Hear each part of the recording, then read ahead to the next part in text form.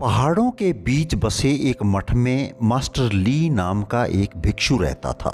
अपनी गहन अंतर्दृष्टि और शांत व्यवहार के लिए प्रसिद्ध मास्टर ली को अक्सर ग्रामीणों द्वारा मार्गदर्शन के लिए बुलाया जाता था।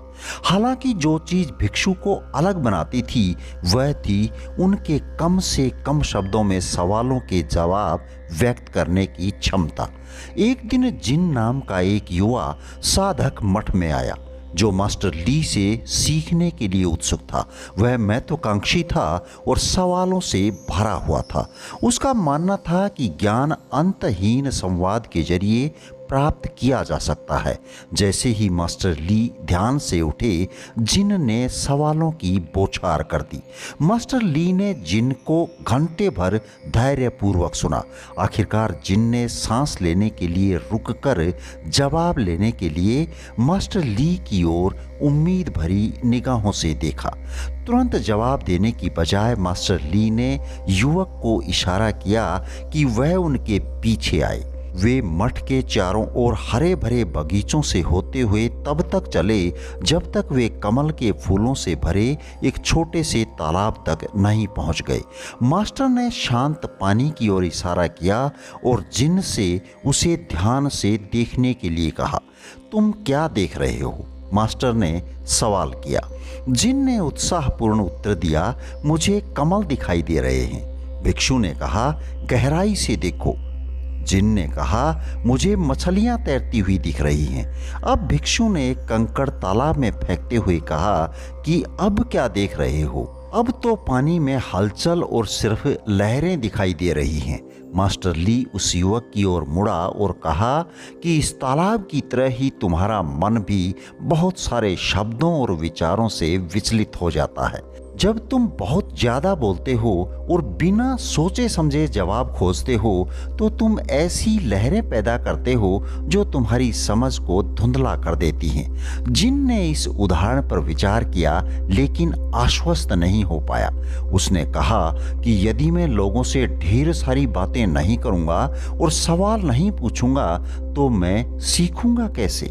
एक सौम्य मुस्कान के साथ मास्टर ली ने जवाब दिया कि सच्ची समझ केवल प्रश्न पूछने और बातें करने से ही नहीं आती है, बल्कि गहराई से सुनने और चिंतन करने से आती है।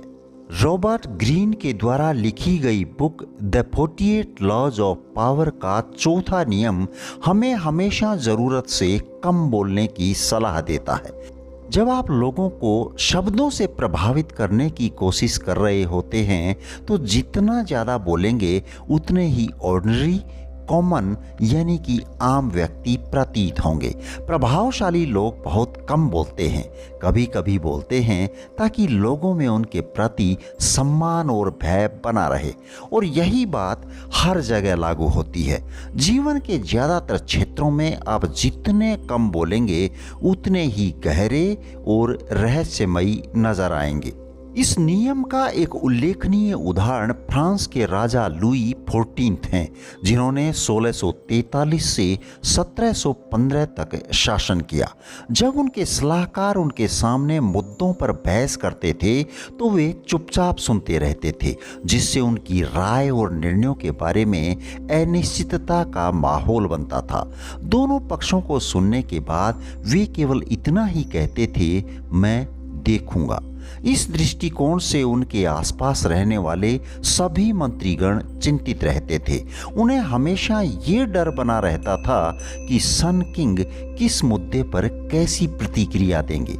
राजा की इस चुप्पी ने हमेशा उन्हें शक्तिशाली बनाए रखा। इसके विपरीत दूसरा उदाहरण कोरियोलेनस का है, जो कि एक सैन्य नेता था। वह प्राचीन रोम में राजनीतिक पद के लिए चुनाव लड़ते समय इस सिद्धांत का पालन करने में विफल रहा।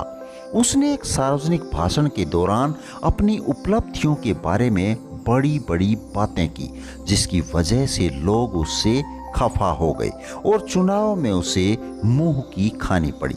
ज़्यादा बोलना कितना खतरनाक हो सकता है, इसका ये तीसरा उल्लेखनीय उदाहरण है। 1825 में रसिया अलेक्जेंडर फर्स्ट के बाद निकोलस खुद को राजा घोषित कर देता है। ये बात कुछ लोगों को बर्दाश्त नहीं हुई। और वे लिबरल्स निकोलस फर्स्ट के खिलाफ विद्रोह कर देते हैं।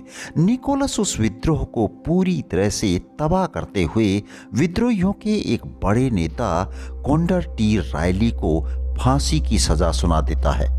लेकिन जब रायली को फांसी के फंदे पर लटकाया जाता है तो किसी वजह से रस्सी टूट जाती है, जो इतनी भीड़ के सामने एक ईश्वरीय संकेत जैसा था।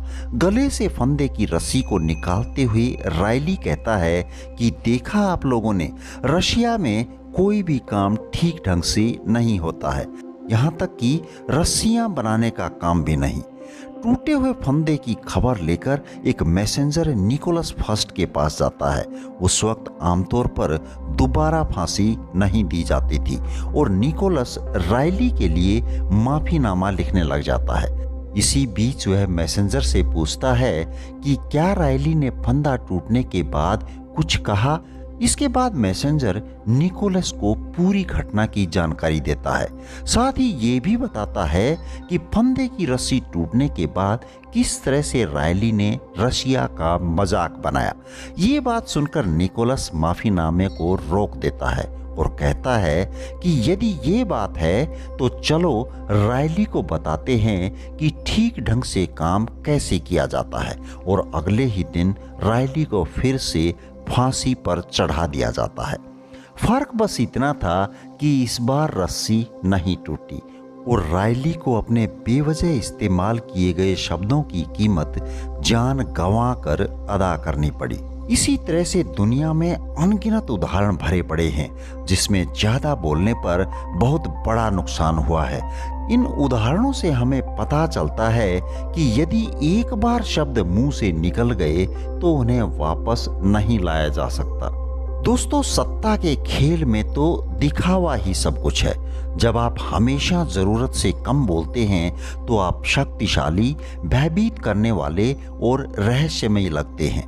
इस सिद्धांत का प्रभाव आप इन बिंदुओं से समझ सकते हैं। पहला, जब आप चुप रहते हैं तो लोगों को असहज कर देते हैं क्योंकि लोग जानना चाहते हैं कि आप क्या सोच रहे हैं। दूसरा, छोटे उत्तर रक्षात्मक प्रतिक्रियाएं पैदा करते हैं। आपकी चुप्पी से खाली हुई जगह को भरने के चक्कर में दूसरे लोग अपनी कमजोरियां और प्रेरणाओं का खुलासा कर सकते हैं। ये जानकारी आपके लिए मूल्यवान हो सकती है। तीसरा, जब आप कम बोलते हैं तो आपके शब्द वजनदार होते हैं। आपके अस्पष्ट कथन दूसरों को विभिन्न तरीकों से समझने के लिए प्रेरित कर सकते हैं, जो अक्सर जरूरत से ज्यादा महत्व देते हैं। चौथा, कम बोलकर आप मूर्खतापूर्ण बयान देने के जोखिम को कम कर देते हैं। और पांचवा, कम बोलकर आप दूसरों को ज्यादा बोलने के लिए मजबूर करते हैं और इस तरह उनके मन की बात पढ़ सकते हैं। दोस्तों, यदि ये वीडियो इंफॉर्मेटिव लगी है तो इसे लाइक और चैनल को सब्सक्राइब करना बिल्कुल ना भूलिएगा। चलिए फिर मिलते हैं ऐसी ही किसी दूसरी वीडियो में। धन्यवाद। जय हिंद, जय भारत।